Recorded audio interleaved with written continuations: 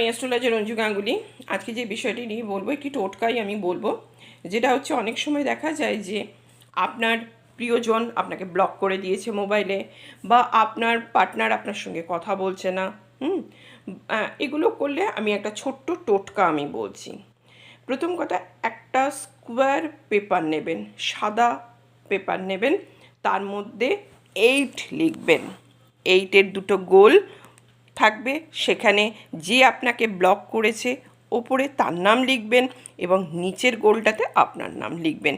আর মাঝখান 8-এর যে মাঝখানটা যাচ্ছে সেই মাঝখানে লিখবেন কি, যে না তাড়াতাড়ি যেন সে আপনার সঙ্গে কথা বলে, আপনার সঙ্গে কন্ট্যাক্ট করে, এটা আপনি লিখবেন।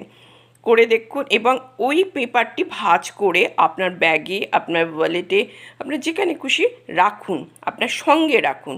দেখুন খুব তাড়াতাড়ি সেই ব্যক্তি